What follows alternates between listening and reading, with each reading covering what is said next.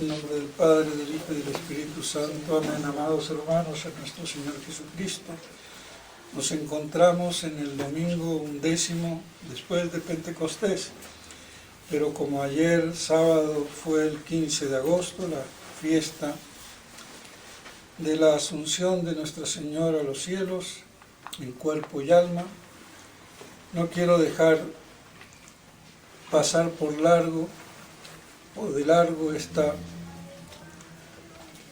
solemne fiesta de Nuestra Señora, que resume y es como el compendio y el coronamiento de todos los misterios, las glorias de la Santísima Virgen María.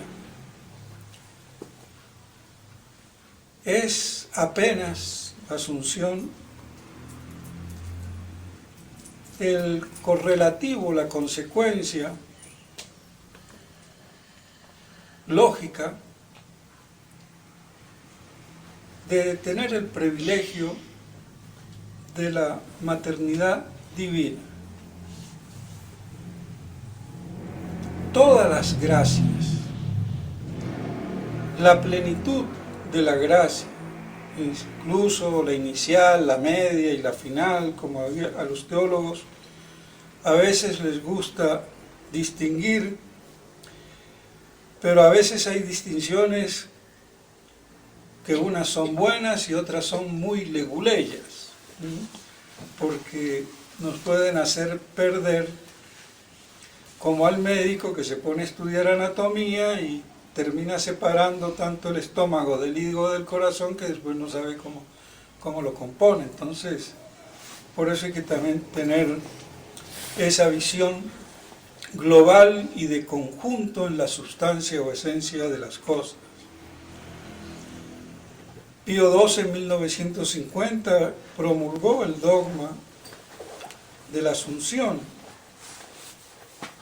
diciendo que después del término de esta vida, sin entrar en si murió o no murió, fue asunta a los cielos en cuerpo y alma. Pues bien, y ese es el dogma.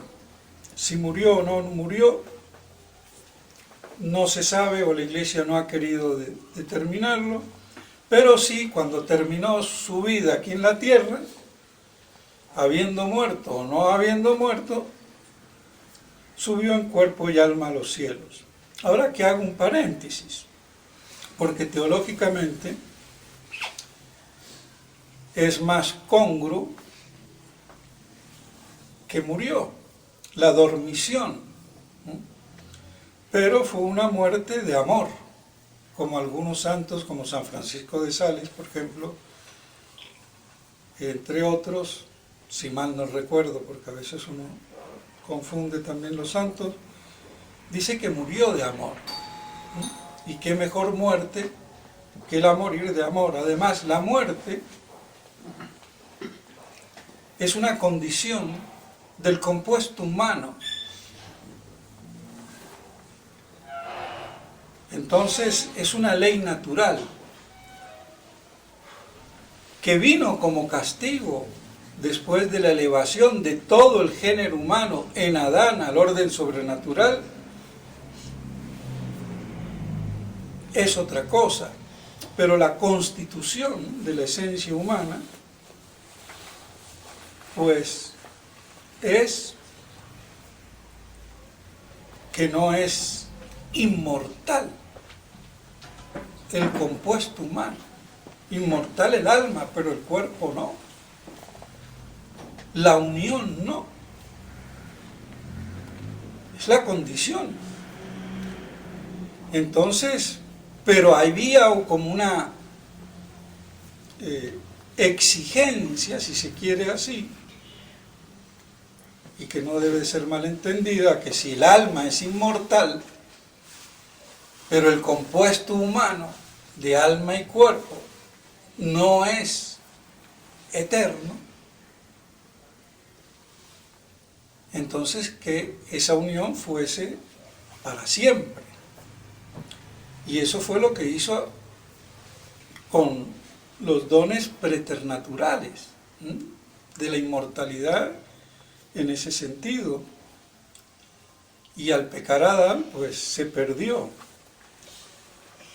No deja de ser un misterio, pero hay que entender las cosas. Entonces, de todos modos, no hay ningún problema teológico y más congruente pensar que murió, pero fue una muerte muy breve y fue muerte de amor, deseando su beatitud eterna, ver a Dios cara a cara en el cielo. Y muchos santos parece que también han dejado trazas de esa muerte de amor, pero en la Virgen María pues sería la más excelsa. Y eso sí, sí murió, pues su cuerpo no fue atingido por la corrupción, por la brevedad misma, un día, 2 días o máximo 3 días, pero sin sufrir deterioro de corrupción. Algo semejante a nuestro Señor, que no sufrió corrupción cadavérica, por eso no se le puede llamar cadáver en el sentido propio. Pues bien, muerto sí, pero cadáver no, porque lo cadavérico ya manifiesta la descomposición de la carne, del cuerpo. Entonces fue asumida a los cielos en cuerpo y alma. Y todo, como digo, lo que está alrededor de Nuestra Señora se fundamenta en su maternidad divina, la Theotokos, incluso la plenitud de la gracia, incluso la plenitud de la gracia inicial o inmaculada concepción. Es inmaculada porque es la Madre de Dios, que pasa por la cruz, porque si no los evangelios serían mentirosos, cuando ella dice, mi Salvador, ojo al Cristo, como dicen por ahí. Eso es una prueba irrefutable de que la teoría de los franciscanos, de Duns Scotus, que viene por vía judaica, es falsa y herética. Ahora los papas no se quisieron mojar en el asunto, es que no se mojan en nada.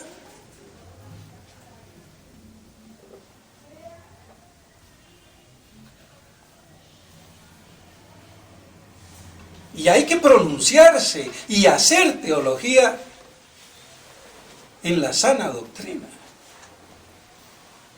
Y está clarito. En la Anunciación, cuando va a visitar a su prima Isabel, mi Salvador, ¿de qué la salvó? Si ella era inmaculada, no tuvo pecado, ¿de qué la salvó? ¿Por qué la salvó si no tuvo pecado?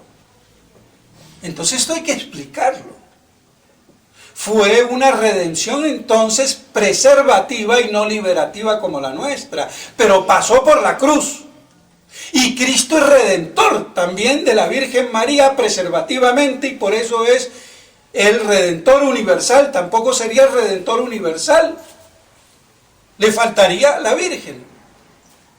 ¿Ven las estupideces y las incongruencias por no saber teología con finura y profundidad? Y hasta aún los dominicos caen en eso. Y se dicen discípulos de Santo Tomás.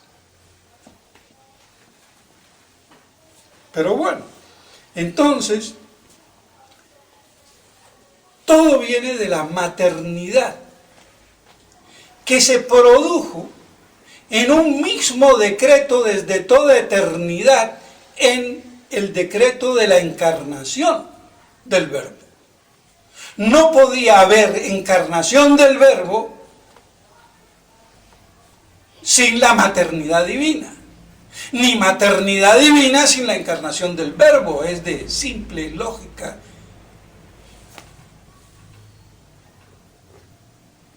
Entonces, en un mismo decreto, ab inicio, desde toda eternidad, la divina sabiduría de Dios omnipotente dictaminó por puro placer y beneplácito que se produjera la encarnación y la maternidad divina. Por eso, Cristo como hombre y la Virgen como madre es en un mismo decreto desde toda eternidad. Y son los dos predestinados por excelencia. Y toda la creación gira alrededor de ellos. Son el paradigma de todo el universo. No lo olvidemos.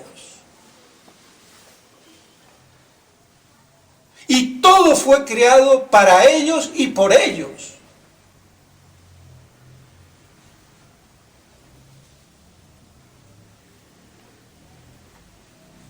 Y no como un accidente. Aunque Santo Tomás diga que por el pecado, sí es la parte del reverso de la alfombra. Es lo más evidente desde el punto de vista de la caída. Pero desde el punto de la perfección omnipotente de Dios,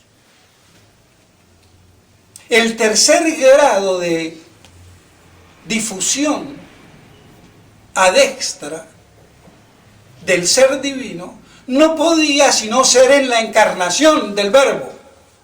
Y eso es lo que los teólogos no han visto, y desgraciadamente Santo Tomás tampoco lo vio. Pero viene alguien que, sin ser Santo Tomás, como Luis Fray de León, que en los nombres de Cristo dice que en las Escrituras está en la palabra pimpollo, que es el fruto predilecto, ¿no? Entonces, que ahí estaría insinuada la encarnación y antes del pecado. Y el pecado es algo negativo. Entonces no nos quedemos con la parte inferior de las cosas. Porque la plenitud del ser divino, que se puede comunicar por participación creatriz en la causalidad trascendental, y para qué sirve la metafísica, la filosofía, produciendo todo ser que existe en la naturaleza que sea. Y es el ser natural. También viene después por añadido el ser sobrenatural como participación de la naturaleza divina. Pero hay un tercer grado, que es el mismo ese divino ya no participado, sino que consubstancialmente se une a una naturaleza humana creada en ese ser divino que es consubstancial a la Trinidad. Claro que para explicar esto hay que saber mínimo teología y buena y filosofía. Pero esto es lo que no se sabe ni en los seminarios. Y por eso lo digo con indignación. Y por eso es que los curitas no hablan de Trinidad, ni de encarnación, ni de tu abuela. Sí, leamos vida de santos. Muy bien, leamos vida de santos, pero estudien para que prediquen en la verdad que ilumina. Y no que tengamos una piedad pietista sin doctrina. Entonces esa plenitud de la omnipotencia del ser divino solo podía realizarse en esa omnipotencia divina en la encarnación del Verbo. Y por eso antes del pecado estaba ya decretado. Pero como vino el pecado, mandó al traste a todo y quedó entonces ya la necesidad de que el Verbo encarnado tuviera que morir en la cruz. Que es muy distinto, es parecido, pero no es lo mismo. Entonces lo más común para nosotros que murió por nuestros pecados, claro.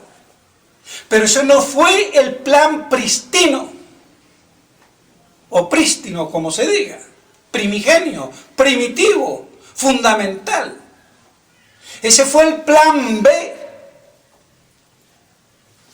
que es muy distinto.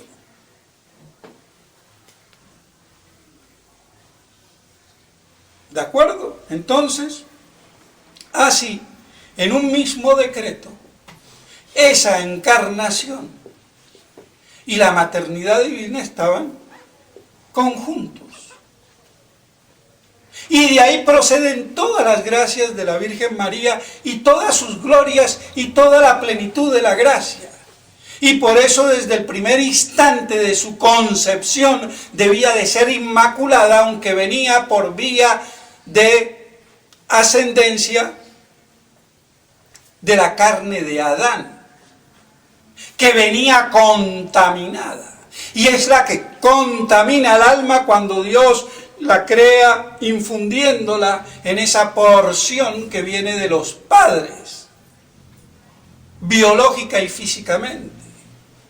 Y el alma se mancha. Pues ahí fue cuando fue, en ese instante, producido la Inmaculada Concepción. Porque el débito le venía, pero Dios lo paró.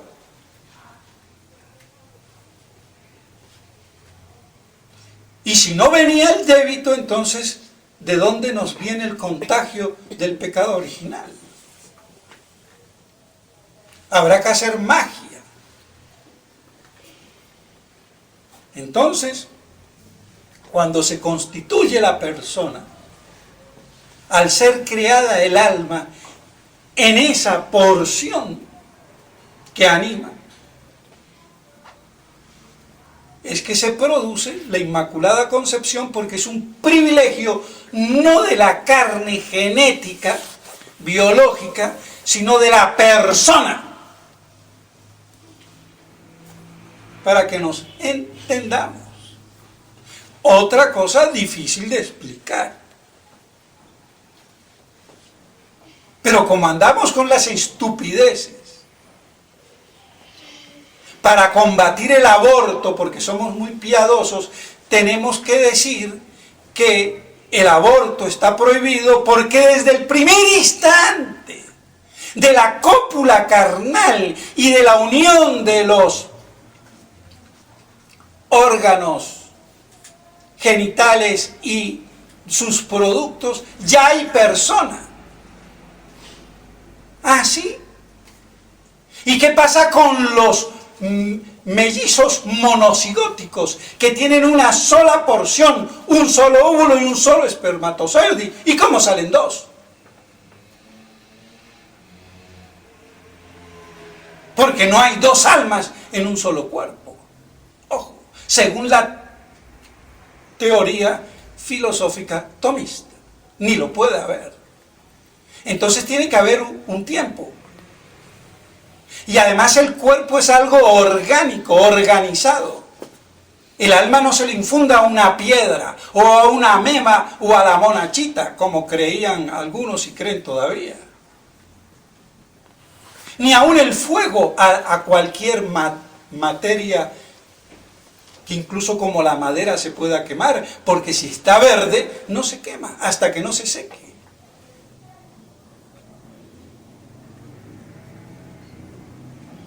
Entonces, viene toda la cuestión esa de la animación retardada que hoy no se quiere entender, porque claro, hay que defender a toda costa que el aborto es un asesinato. Claro que es un asesinato, pero no me exige que tenga ya que estar constituida la persona para que sea un crimen. Porque yo estoy interrumpiendo la vida de la generación humana. Y eso es pecado mortal en cualquier momento. Pero cuando los burros no tienen argumentos, tienen que buscar exageraciones para poder justificar sus acciones. Es la reacción, acción dialéctica, y así pasa en todo. Porque son malos defensores de una buena causa por su miopía intelectual y falta de profundidad filosófica, teológica y doctrinal. Así de claro. Hay mucho bruto ensotanado y mitrado. Quede claro. Pues bien, entonces, todas esas gracias le vienen a Nuestra Señora por su maternidad. Y por eso tenía también que, finalizando su vida aquí en la tierra, ir en cuerpo y alma a gozar de la bienaventuranza eterna, de la visión beatífica. Porque ella también dice en el Magnificat: bienaventurada me llamarán todas las mujeres. ¿Y cuál es la bienaventurada o la bienaventuranza perfecta? La visión beatífica. Y la visión beatífica exige en su perfección todo el compuesto humano de alma y cuerpo. Entonces ya estaba ella proclamando, si así se quiere, que debía de ser asunta, porque era una beatificación, beata, perfecta. Entonces no podía no ser asunta en cuerpo y alma. Así de claro y así de sencillo. Y no deja de ser un misterio. Pero la parte que podemos medio entender, hay que medio explicar. Y la explicación más o menos es esta. Deficiente y todo lo que quieran, pero es luminosa dentro de todo lo que es de fe, que es una luz, pero es una luz que no es absoluta. Y creo que eso nos ayuda a comprender la importancia entonces de esta fiesta, que es como el compendio y coronación de todos los misterios de María, y encima la coronación de ella en los cielos como reina y emperatriz de los ángeles, como madre de Dios, beata, y la coronación de haber resucitado. Entonces involucra todo eso. Y al que no quiera pensar que no resucitó porque no murió, pues bien, no vamos a discutir el tema. Aunque teológicamente ya he dicho que tiene más congruencia una cosa que la otra. Pero sí, lo importante es ver cómo la asunción de Nuestra Señora es como el epílogo normal de esa plenitud de gracia y de gloria que tenía por el hecho de ser la Madre de Dios y estar codeándose hipostáticamente, en la unión hipostática de su Hijo, que se encarnó en su vientre virginal. Y por eso la plenitud de gracia, podemos pensar que está la absoluta, la de Dios, la de sobreabundancia, la de la Virgen, y la de suficiencia, la de los santos. Pero bueno, de todos modos, vemos cómo esta gran fiesta resume todas las glorias y plenitudes de la gracia de la Virgen María, y que está en el cielo. Y por eso entonces es la gran protectora nuestra, la gran protectora de la Iglesia.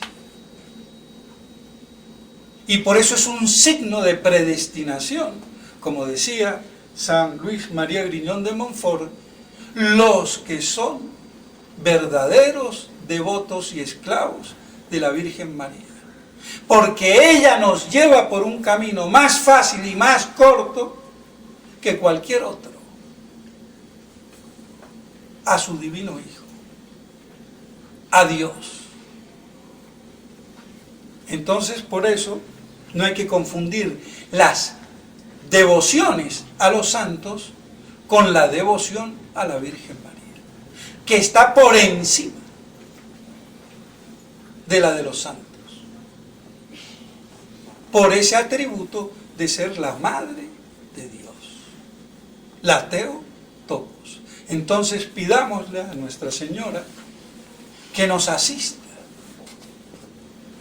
en esta reducción de la Iglesia a su mínima expresión, opusculus Grey, pequeño rebaño, sin pastores que apacienten y disperso por el mundo, aunque siempre que quedará por ahí algún curita loco, como puedo ser yo o algún otro. Pero la Grey está prácticamente sin pastores. Y es más, sin jerarquía jurisdiccional, eclesiástica.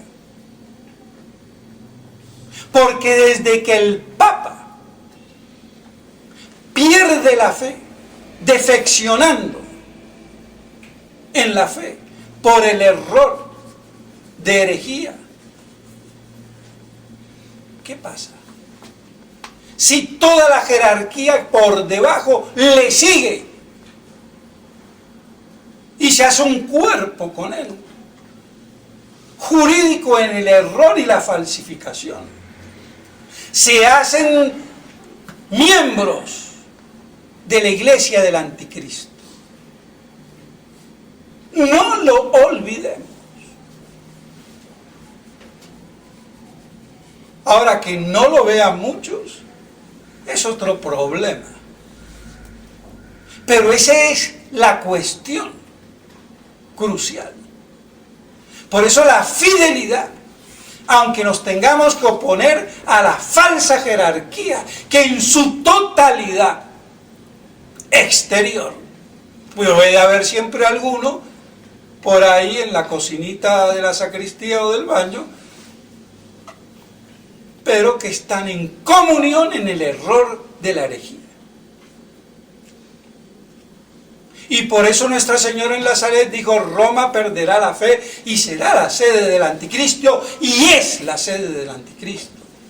Y no lo es con Francisquito, lo es desde Pablo VI. ¿Por qué no nombro a a Juan 23? Porque Juan 23, aunque incoó todo, preparó todo, pero se murió. No firmó ningún concilio, ningún decreto del concilio. Entonces, por eso, la fecha con Pablo VI. De manera pública y evidente. Y más al finalizar con su discurso del cierre de la clausura del Vaticano II el 7 de diciembre de 1965. Así que, más claro el agua. Entonces la cosa no es de hoy, ni de Francisquito. Y ese es el problema de la línea media, y el problema de muchos tradicionalistas, que se hacen de vacantistas ahora. Y por eso ningún carajito, y lo digo así, con mucho orgullo, me va a venir a enseñar al respecto.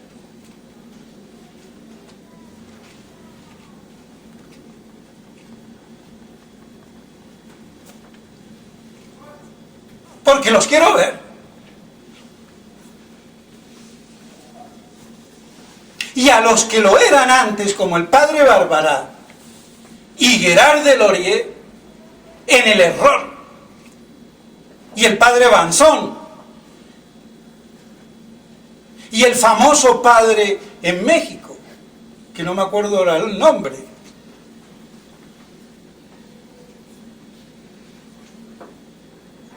Que escribió la Nueva Iglesia Montinuana y fue excomulgado. ¡Ojo!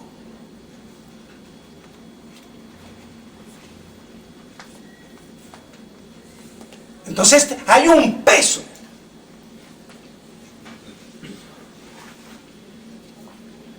Y la prueba está que ninguno me enfrenta.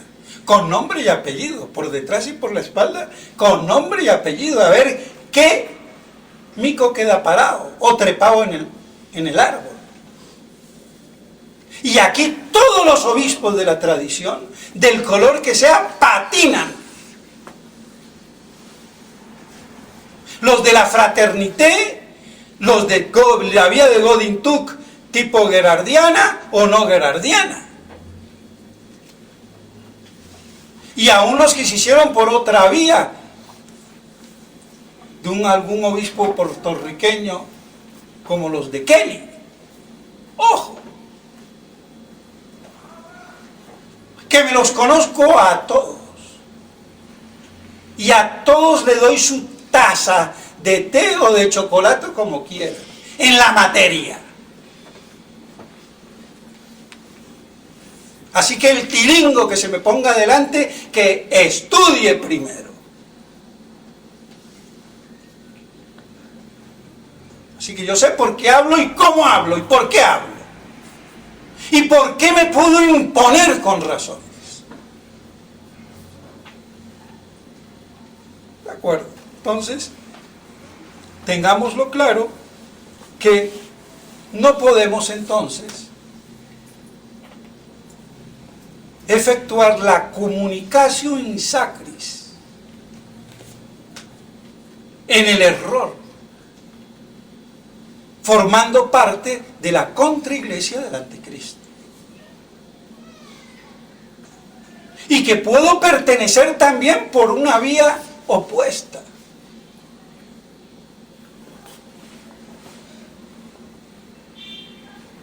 Porque hay que tener mucho cuidado.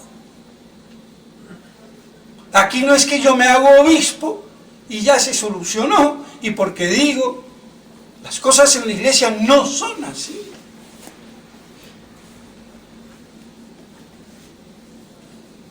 Pero como cada uno se cree que va a defender la iglesia, nadie salva a la iglesia es la que me salva a mí.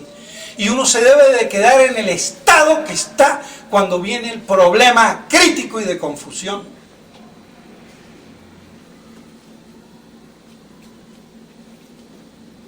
¿Qué vamos a hacer? Y por eso a la muerte de los dos egregios obispos, Monseñor Lefebvre y de Castromayer, la cosa no tenía más vías que ofrecieran garantía para la sucesión apostólica. Y es el problema de los que vienen por la línea de Godin-Tuck. Y el que lo quiera entender, que lo entienda, y el que no, que se friegue. Pues bien, que todo esto nos sirva para apreciar lo que se tiene y dentro de esta gran fiesta de la Asunción recurrir siempre a la Santísima Virgen María con una verdadera fidelidad, sobre todo en esta crisis de la Iglesia reducida a un pequeño y miserable y desconocido prácticamente rebaño de unos pocos loquitos como nosotros, dispersos por el mundo, sin pastores prácticamente, que apacienten ese rebaño. Entonces, esa será la crucifixión moral más dura, más terrible, la prueba de fe. Y aún ser mantenida sin sacramentos, sin misas. Por eso hay que aprovechar cuando se tiene la verdadera misa, los verdaderos sacramentos, porque no se sabe, y esto no lo digo hoy, lo digo de hace 20 años. Oigan algún sermón de hace 20 años.